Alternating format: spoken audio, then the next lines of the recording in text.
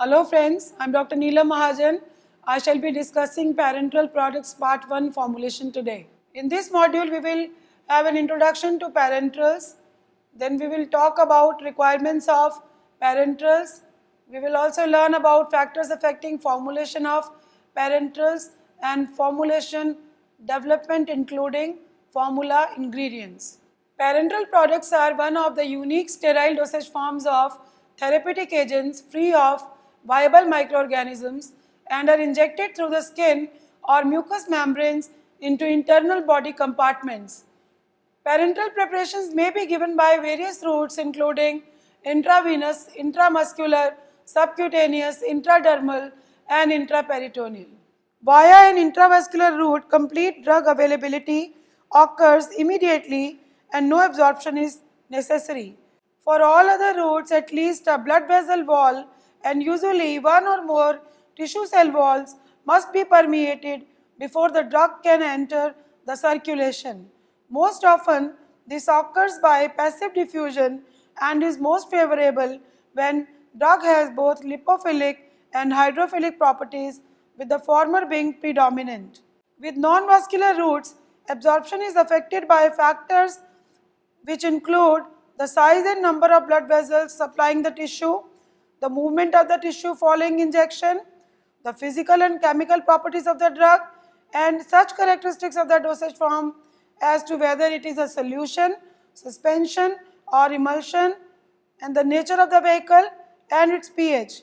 Once in the circulating blood, the physiological effect of a therapeutic agent is affected by the extent to which it distributes throughout the body, by the degree of binding to plasma proteins, and by its rate of elimination by hepatic metabolism or renal excretion. Intravenous and intraspinal preparations are rarely given in a form other than aqueous solutions. The danger of blockage of fine capillaries, particularly in the brain, precludes the use of forms other than solutions for IV administration, although emulsions with carefully controlled particle size of the dispersed phase are reported. For intraspinal medication, the sensitivity of the nerve tissues generally precludes the use of anything but the purest of solutions. Preparations given intramuscularly, subcutaneously or intradermally can be given as solutions, suspensions or emulsions. Even solid pellets may be implanted subcutaneously or intramuscularly. The vehicles can range from water for injection to glycols to fixed oils. Although care must be taken to avoid undue tissue irritation, mild local irritation is permissible at these injection sites. Now the requirements of parenteral products.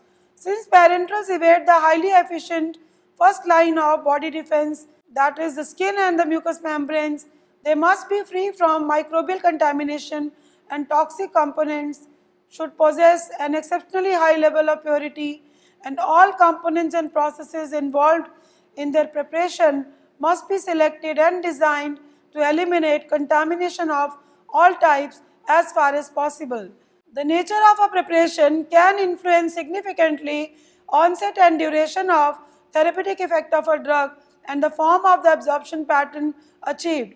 Therefore, there is a need to develop the formulation for a parenteral by its careful integration with its intended administration in a patient.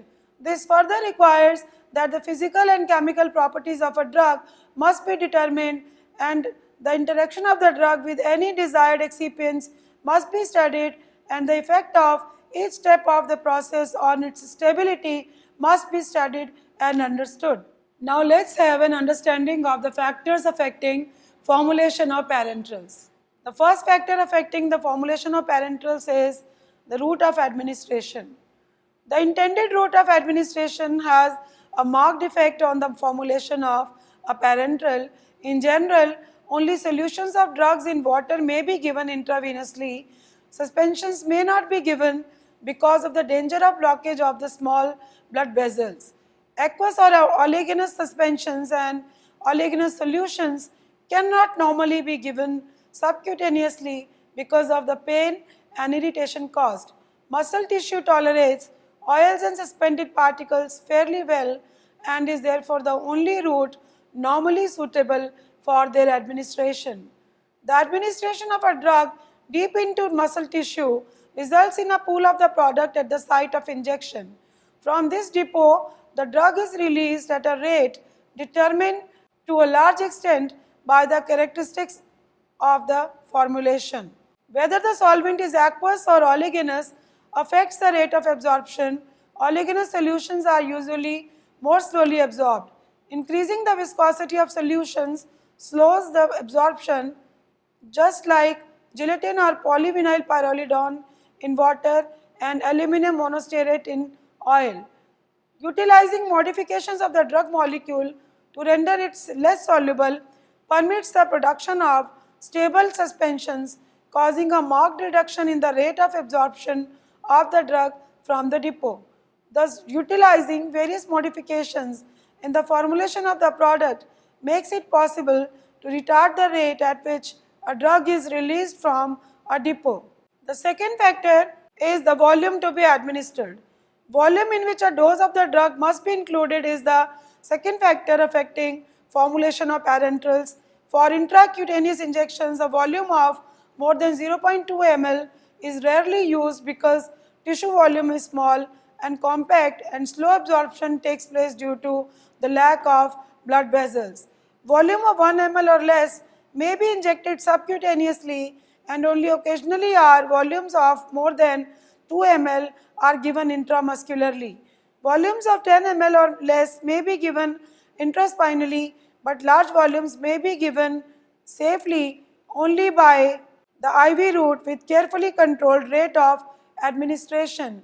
It is not easy to administer a volume greater than 20 ml by a syringe and impractical to set up an infusion unit for less than 250 ml. Isotonicity is the third factor affecting the formulation of parenterals. It is a characteristic that is preferable for the comfort of the patient. It has greatest importance for intraspinal injections because the circulation of the cerebrospinal fluid is slow and disturbances of osmotic pressure quickly cause headache and vomiting. Since intracutaneous injections are given mostly for diagnostic purposes, non-isotonic solutions may cause false signs of irritation. Isotonicity is not essential for subcutaneous injections. For drugs given intramuscularly, a slightly hypertonic solution may increase the rate of absorption of drugs by causing local effusion of tissue fluids. Now we will discuss the type of parenteral products. First type of products are freeze-dried products. Solutions intended to be freeze-dried must be aqueous because drying involves the removal of water by sublimation.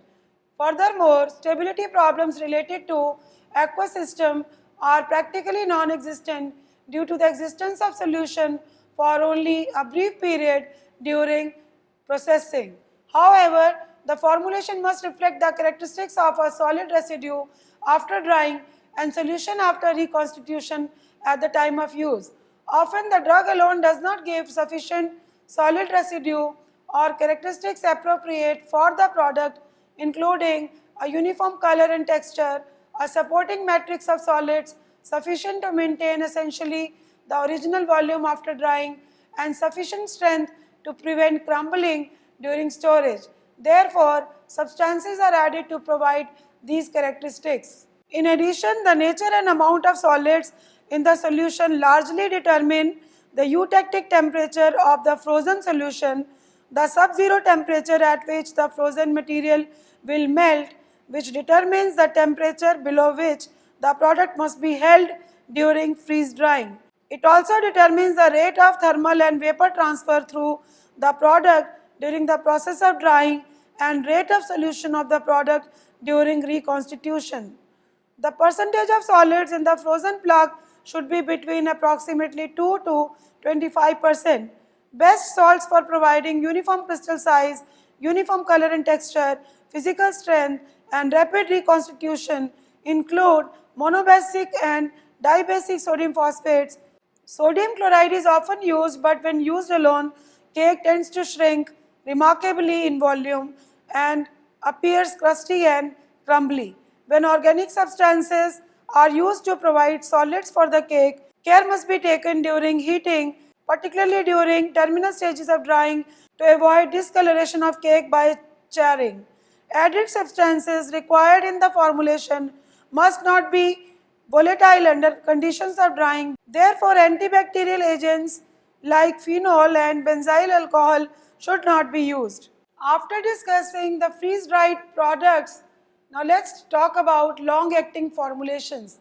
Long-acting parenteral drug formulations are designed ideally to provide slow, constant and sustained release of a drug over a prolonged period of time, essentially to stimulate and replace the more hazardous continuous intravenous infusion of a drug.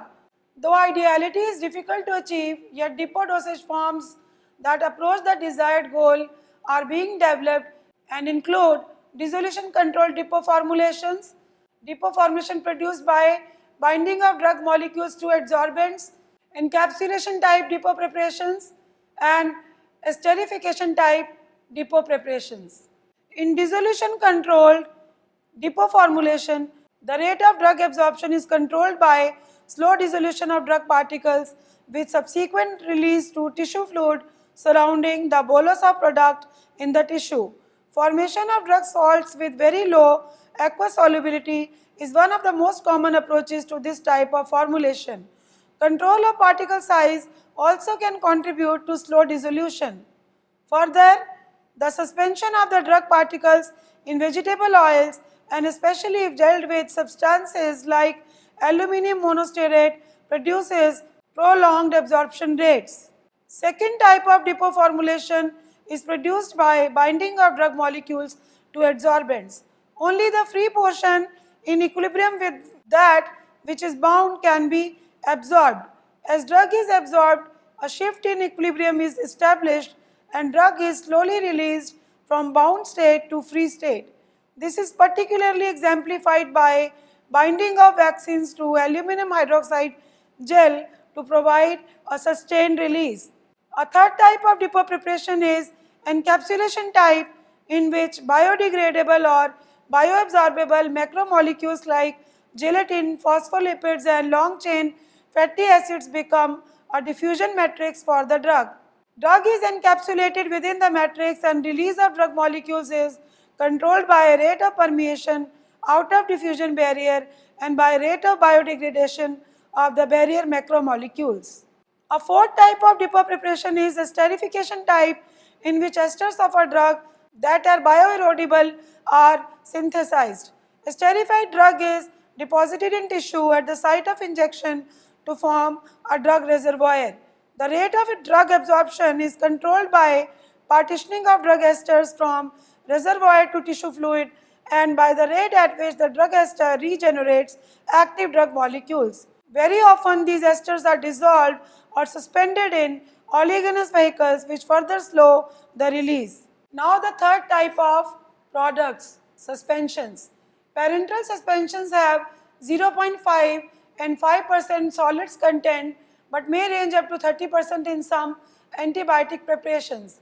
Amount of solids and nature of vehicle determines the viscosity of the product as well as its syringeability.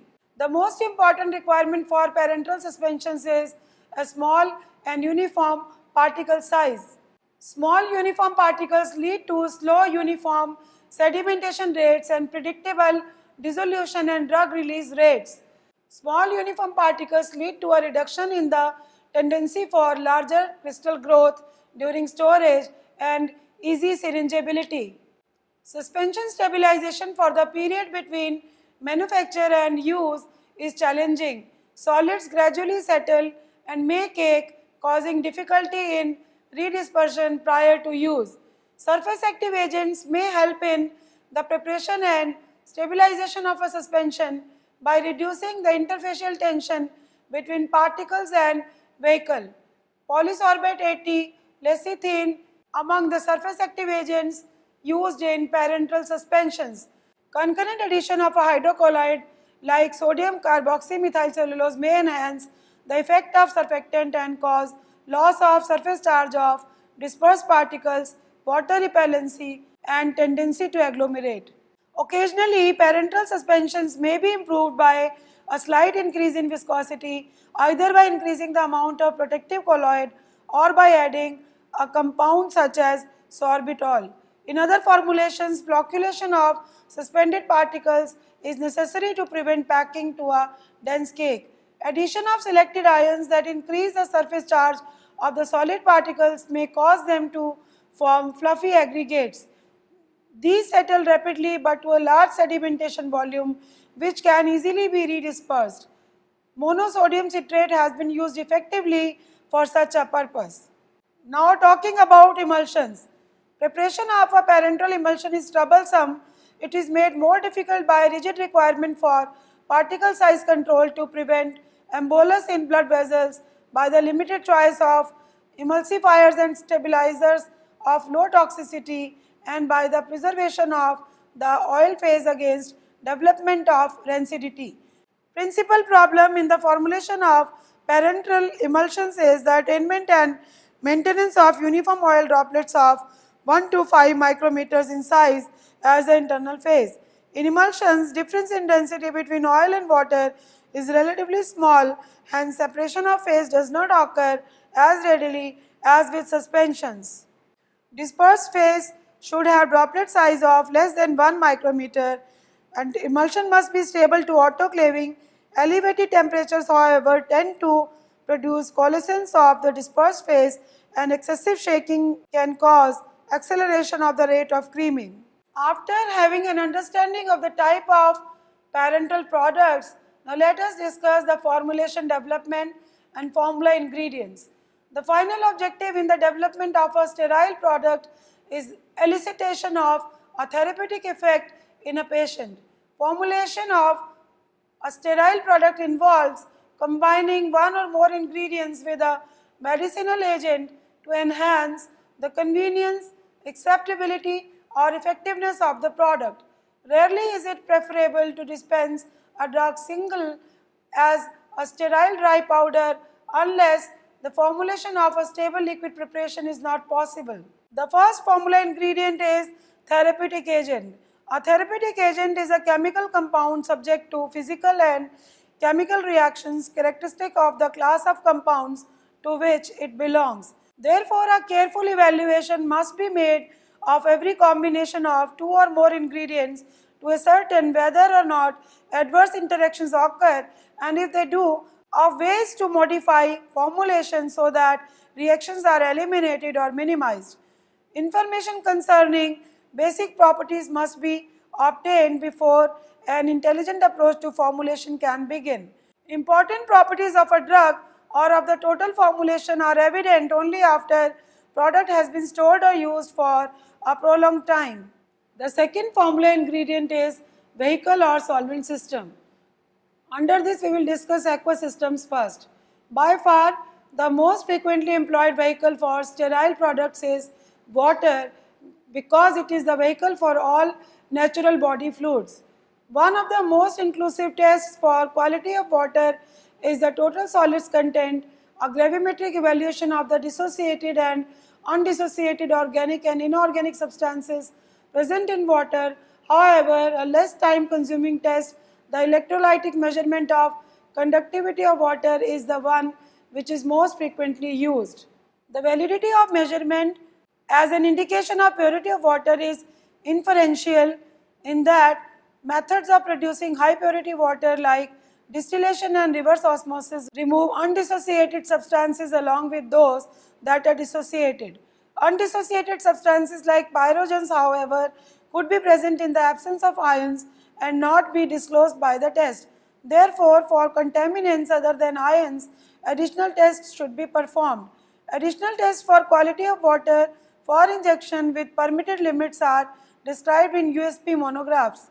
When comparing total solids permitted for water for injection with that for sterile water for injection, considerably higher values are permitted for sterile water for injection, since it has been sterilized usually by a thermal method in a container that had dissolved to some extent in the water. Therefore, the solids content will be greater than for the non-sterilized product. On the other hand, The 10 ppm total solids officially permitted for water for injection may be too much high when used as vehicle for many products. Water shall contain a minimal amount of organic compounds which are undesirable for two main reasons. They may be toxic and may serve as source of nutrition for microorganisms. In practice, water for injection normally should have total organic carbon not more than 500 ppm. Now the non-aqueous and mixed solvents. In formulation of sterile pharmaceutical products, sometimes water is eliminated entirely or in part from the vehicle primarily because of solubility factors or hydrolytic reactions. A non-aqueous solvent must not be irritating, toxic or sensitizing and must not exert an adverse effect on the ingredients of the formulation. Screening of such a solvent must include an evaluation of its physical properties. Solvents that are miscible with water and solvents that are usually used in combination with water as vehicle include propylene glycol, glycerin and ethyl alcohol. Water immiscible solvents include fixed oils, isopropyl myristate and benzyl benzoate. Most frequently used non-aqueous solvents are polyethylene glycol, propylene glycol and fixed oils. Now we will talk about solvent selection when a parenteral therapeutic agent is preferred as a solution. The solutions are preferred because aqueous solution is physiologically compatible with body tissues and biological response elicited is reasonably predictable. High dielectric constant of water makes it possible to dissolve ionizable electrolytes and its hydrogen bonding potential dissolves organic substances. Conversely, water is a poor solvent for non-polar compounds. Since therapeutically active compounds given by injection range in property from highly polar to non-polar, solvents having complementary properties must be used if a solution is to be achieved. Solvent selection requires that solvents to be injected must have low toxicity to body tissues. Ether is a solvent for testosterone but is highly irritating to body tissues and cannot be used as a solvent alone for an injectable preparation.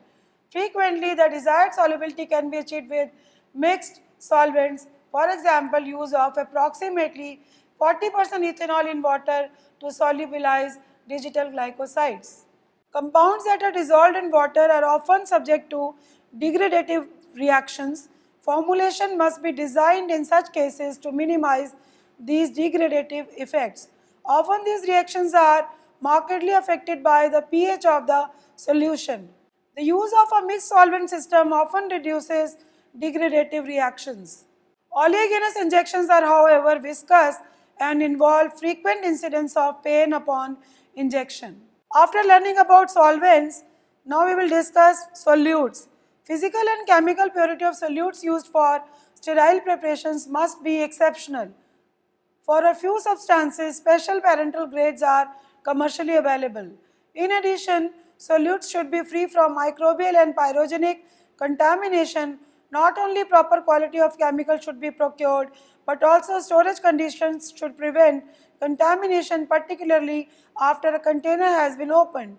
Preferably, production lots should be designed to use the entire contents of packages of chemicals wherever possible.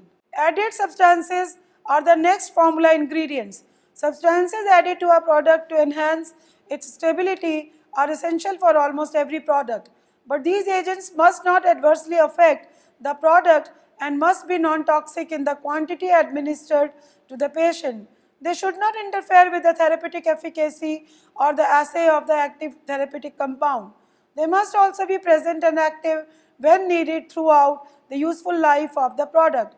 Therefore, these agents must be selected with great care and must be evaluated as to their effect upon the entire formulation.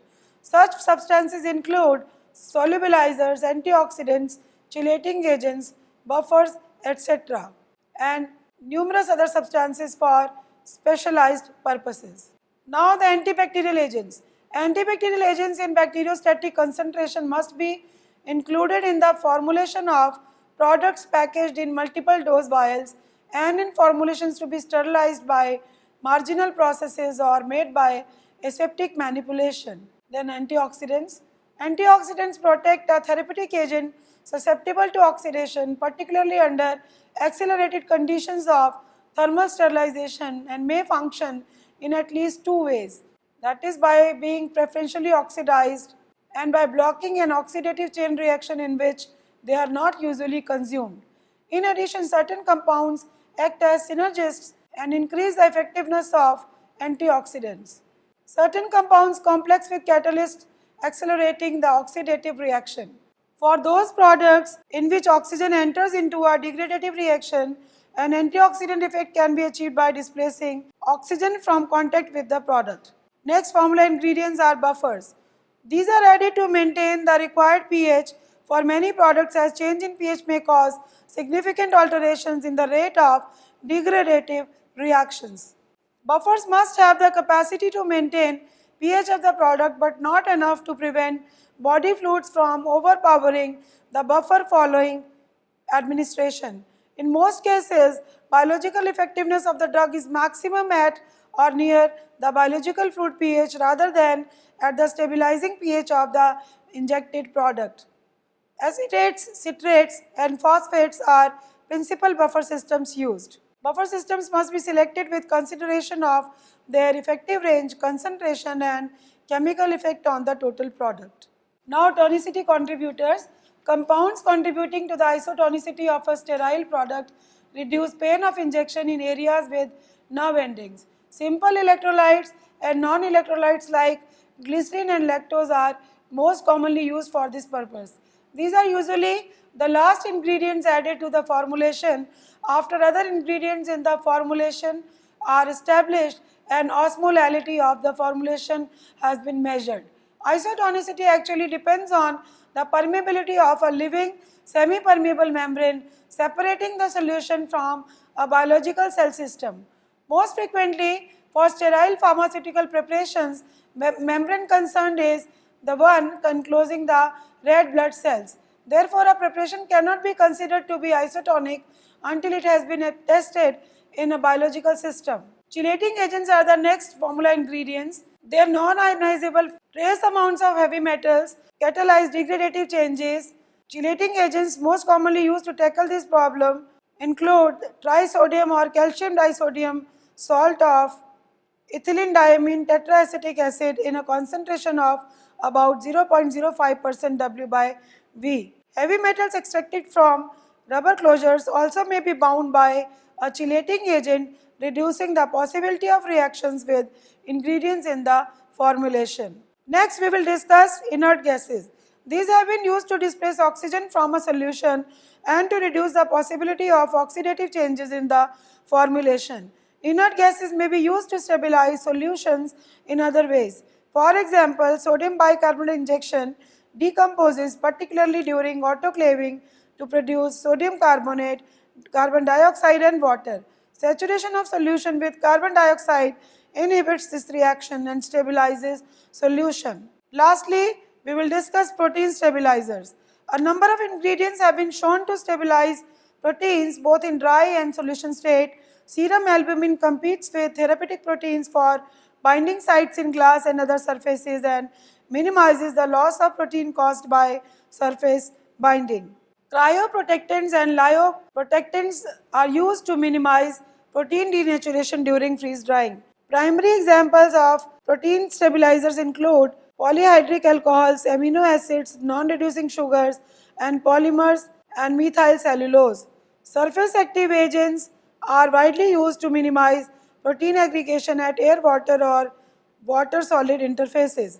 Antioxidants, buffers, and chelating agents are also used to stabilize proteins in solution when necessary. So friends, in this module, we have introduced ourselves to parenteral products. We discussed about the requirements of parenterals. We also learned about the factors affecting formulation of parenterals, and lastly, we had an understanding of the development of the formulation of parenterals and talked about various formula ingredients. Thank you.